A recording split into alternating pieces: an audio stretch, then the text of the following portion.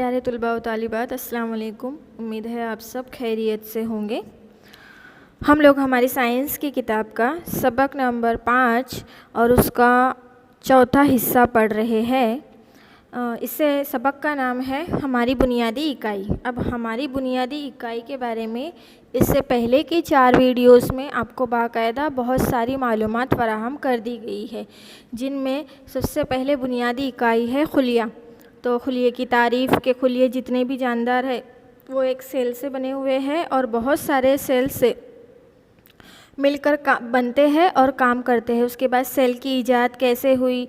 सबसे पहले तो माइक्रोस्कोप की इजाद की थी गैलीलियो ने, और उसके बाद उसका माइक्रोस्कोप को अगर कहने जाए तो स्कोप का मतलब होता है टू सी ऑल, यानी कि हम बहुत छोटी छोटी चीज़ों को बआसानी देख सकते हैं। जिसे हम खुली चीज़ आँखों से नहीं देख सकते, उसे हम माइक्रोस्कोप में देख सकते हैं। उसके बाद 1665 में रॉबर्ट हुक ने उस माइक्रोस्कोप का इस्तेमाल करते हुए बैक्टीरियाज और बारीक से बारीक खुलियात को उसके अंदर देखा, तो उसमें बारीक बारीक छेद यानी खुलियात सुराख दिखाई दिए, और वो सुराख जो है वो खुलियात का नाम दिया गया, उससे सेल कहा गया, जिसका मतलब है स्मॉल रूम, यानी एकदम छोटा सा कमरा। अब वो एक सेल जो है कितना काम करता है, उसके अंदर उसका इब्तिदाई खाका ऐसा है कि उसमें सेल मेम्ब्रेन, और ये सेल मेम्ब्रेन होती है जो पूरे निज़ाम को कंट्रोल करने का काम करती है। उसे सेल के अंदर के और बैरूनी जो बाहर निकलने का काम है वो सेल मेम्ब्रेन के ज़रिए होता है, वो उसे कंट्रोल करती है। फिर उसके बाद उसमें साइटोप्लाज्म होता है। अब देखो यहाँ पर मैं बार बार आपको हर चीज़ पहले से इसलिए दोहराती हूँ कि आप लोगों को थोड़ा समझ में आ जाए बआसानी। ये चैप्टर को अब हम आगे पढ़ेंगे, तो आगे पढ़ने के अंदर इसके अंदर है एंडोप्लाज्मिक रेटिकुलम। क्या है? Endoplasmic reticulum. इसकी शक्ल ऐसी ही होती है जैसी यहाँ तस्वीर में आपको दिखाई दी गई है। अब इसके बारे में हम थोड़ा जान लेंगे कि एंडोप्लाज्मिक रेटिकुलम क्या होती है। तो बेटा एंडोप्लाज्मिक रेटिकुलम को अगर हम देखा जाए तो हम उसको शॉर्टकट में ER भी कहते हैं। E से एंडोप्लाज्मिक और R से रेटिकुलम, तो इसे शॉर्टकट में ER कहा जाता है। और अब इसके बारे में मालूमात हासिल करेंगे। तो देखो, एंडो का मतलब होता है अंदर का हिस्सा, यानी इनसाइड, अंदर वाला भाग, और प्लाज्मिक का होता है फील्ड, साइटोप्लाज्म, यानी साइटोप्लाज्म को कंट्रोल करना, फील्ड का मतलब। और रेटिकुलम का मतलब होता है नेटवर्क, यानी ये पूरा को संभालना, पूरा निज़ाम जो कंट्रोल करना होता है तो वो रेटिकुलम के ज़रिए होता है। तो इसको मिलकर बनता है एंडोप्लाज्मिक रेटिकुलम। अब एंडोप्लाज्मिक रेटिकुलम ये यूकैरियोटिक सेल में मौजूद होता है। हमने इससे पहले सेल्स की 2 किस्में पढ़ी, यूकैरियोटिक और प्रोकैरियोटिक। वो दोनों सेल्स में आपको इंशाल्लाह समझ में आए होंगे कि यूकैरियोटिक सेल क्या है और प्रोकैरियोटिक सेल क्या है। तो उसके बाद आता है ये एंडोप्लाज्मिक रेटिकुलम। तो ये यूकैरियोटिक सेल में मौजूद होता है। अगर हम बात करते हैं नबाताती और हैवानाती खुलिये की, पता है ना, हर जानदार खुलियात से मिलकर बना है। तो वो खुलियात कैसे बनते हैं? मरकज़ा से फिर साइटोप्लाज्म से सेल मेम्ब्रेन, ये तमाम चीज़ें एक खुलिये के अंदर जुड़ी होती है और पूरे नेटवर्क को संभालती है, और उसी में आता है एंडोप्लाज्मिक रेटिकुलम। तो एंडोप्लाज्मिक रेटिकुलम का मैंने आपको बता दिया कि किस तरीके से काम करता है। तो सबसे पहले पॉइंट है कि ये यूकैरियोटिक सेल में मौजूद होती है और ये नबाताती और हैवानाती खुलिये के अंदर भी पाई जाती है। ये दोनों में पाई जाती है। इसका स्ट्रक्चर क्या होता है कि ये कहाँ से शुरू होती है और कहाँ पर ख़त्म होती है, इसकी कोई मेम्ब्रेन नहीं होती। ये प्लाज्मा से लेकर न्यूक्लियस तक जुड़ी होती है। देखो, प्लाज्मा और न्यूक्लियस, जो ये रेड कलर का आपको बॉल नुमा शक्ल दिख रही है, ये न्यूक्लियस है, और ये न्यूक्लियस से लेकर प्लाज्मा यानी अंदरूनी हिस्से तक जुड़ी हुई होती है। तो ये इसकी सेल मेम्ब्रेन यानी कि इसकी जुड़ी हुई कोई झिल्ली नहीं होती, ये प्लाज्मा से लेकर न्यूक्लियस तक जुड़ी हुई होती है। अब उसके बाद सेल मेम्ब्रेन जो न्यूक्लियस में मौजूद होता है और वो बाहर से प्लाज्मा से जुड़ता है। ये यूकैरियोटिक सेल्स यानी कि नबातात और हैवानात दोनों में होती है। इसके अलावा इसे 2 हिस्सों में तकसीम किया जाता है।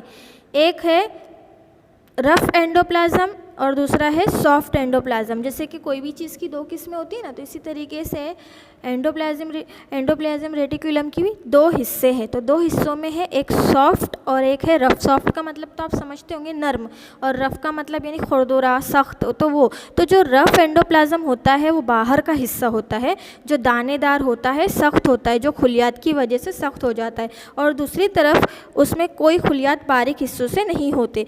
और उसके अलावा जो उसका दूसरा हिस्सा है सॉफ्ट एंडोप्लाज्म, तो वो सख्त नहीं होता, पर उसके अंदर जो है राइबोसोम्स होते हैं। राइबोसोम्स की वजह से क्या होता है, वो स्मूथ होता है, नरम होता है। कोई भी राइबोसोम, जबकि बाहर रफ एंडोप्लाज्म में कोई भी राइबोसोम्स नहीं होते, जिसकी वजह से वो सख्त होता है। जबकि स्मूथ एंडोप्लाज्म यानी जो उसका अंदर का हिस्सा है, उसके अंदर जो है वो राइबोसोम्स होते हैं, जिसकी वजह से वो नरम दिखता है। अब जैसे आप यहाँ देख रहे हैं येलो कलर का जो हिस्सा है, तो वो बाहर का रफ हिस्सा यानी कड़क और सख्त हिस्सा ये वाला, ये जो आप देख रहे हैं ये रफ हिस्सा है। ये रफ हिस्सा यानी ये बाहर का हिस्सा है। और ये जो आप अंदर का देख रहे हैं, ये अंदर का रेड कलर से लेके तो ये आसमानी कलर की जो दीवार दिख रही है, ये सॉफ्ट है यानी इसके अंदर राइबोसोम्स है, इसके लिए जो है ये स्मूथ है। अब उसके अलावा हम देखेंगे कि रफ एंडोप्लाज्म में राइबोसोम्स नहीं होते, मतलब वो सिर्फ प्रोटीन बनाने का काम करता है। यानी कि जो येलो कलर का हिस्सा दिख रहा है, इसमें जो गोल गोल आपको खुलियात दिखाई दे रहे हैं, ये सिर्फ और सिर्फ प्रोटीन बनाने का काम करता है। जहाँ पर भी राइबोसोम्स होते हैं वो प्रोटीन बनता है। और स्मूथ एंडोप्लाज्म में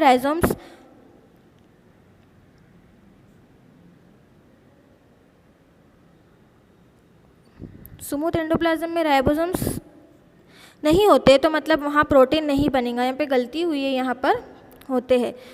तो ये क्या करता है, हमारे जिस्म में जो जरासीम वगैरह बाहर से आने वाले, जैसे हम कुछ खा लेते हैं, पी लेते हैं, या हमारे जिस्म में कोई बीमारी के जरासीम पैदा होने वाले रहते हैं, तो उससे पहले ही ये स्मूथ एंडोप्लाज्म में जाकर क्या होते हैं, ख़त्म हो जाते हैं। वो उसको कंट्रोल करने का काम करता है, यानी ज़्यादा से ज़्यादा हमारे जिस्म को बीमारियों से महफूज करने का काम करता है, हमारे जिस्म की क़ुव्वत मदाफ़ियत को बढ़ाने का काम करता है। तो ये इसके दो अहम काम हैं।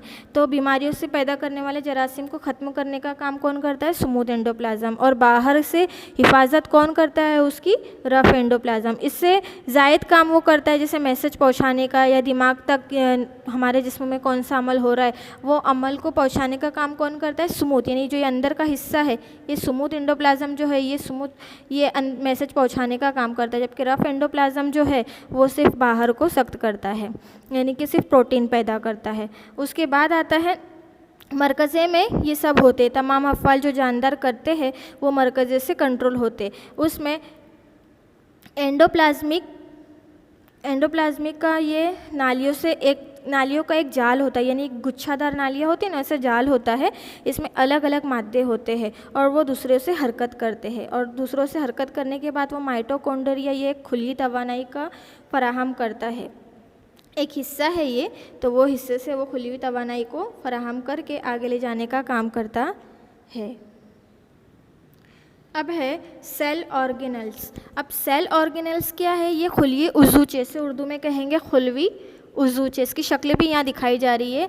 हर खुलिये के गिर्द एक झिल्ली होती है। झिल्ली यानी इसी पतली सी परत होती है ना, वो पतली सी परत होती है, उसके मवाद को बाहरी माहौल से इलाहिदा करती है, यानी बाहर के माहौल को पूरा उसके ऊपर इफ़ेक्ट ना पड़े, इसके लिए वो पूरा उसको ढक देती है। और बड़ी पेचीदा खुलियों से जुड़ी होती है, और बहुत कसीर यानी बहुत ज़्यादा खुलियात से मिलकर वो एक उसकी बनावट ही बिल्कुल पेचीदा होती है, जो दूसरे कामों को सहारा देने के लिए बहुत सी कीमियाई कार्रवाइयाँ करती है, यानी कुछ ना कुछ केमिकल्स वगैरह के ज़रिए वो काम करती है। इनकी मुख्तलिफ़ कार्रवाइयों को एक दूसरे से इलाहिदा रखने के लिए ये खुलिये अंदर की झिल्ली से घिरे हुए होते हैं और छोटे अजसाम होते हैं। अब देखो सेल ऑर्गेनिला जो होते हैं, ये न्यूक्लियस जानवरों के खुलियों का जानवर सेल और माइक्रोग्राफ हर खुलिये को गहरा सुराख रखता है, जो अलग अलग किस्म के बाहर से आने वाले जो भी केमिकल है उससे उसकी हिफाजत करता है। तो इस उजूजों की कुछ मिसालें हैं, जैसे कि माइटोकॉन्ड्रिया है, ये भी इसकी एक मिसाल है, क्लोरोप्लास्ट मिसाल है, एंडोप्लाज्मिक रेक्टिकुलम जो हमने पहले पढ़ा वो, और गोल्गी एपरेटियस। इंशाअल्लाह आने वाले पीरियड में हम गोल्गी एपरेटियस के बारे में पढ़ेंगे। अभी हमने एंडोप्लाज्मिक रेक्टिकुलम के बारे में पढ़ा। अब आने वाले पीरियड में हम गोल्गी एपरेटियस और माइटोकॉन्ड्रिया के बारे में मालूमात हासिल करेंगे। ये तमाम जो है ये प्रोकैरियोटिक खुलियों से अलहदा होती है और ये यूकैरियोटिक खुलियों में मौजूद होती है, और कुछ सिर्फ जो है वो खुर्दबीन से ही हमें नज़र आते हैं, इलेक्ट्रॉनिक खुर्दबीन से नज़र आते हैं, बाकी किसी से नज़र नहीं आते। तो उम्मीद है आपको ये वीडियो समझ में आया होगा। इसके आने वाले पीरियड में हम आगे की मालूमात हासिल करेंगे। अभी तक के लिए इतना ही। अल्लाह हाफ़िज़।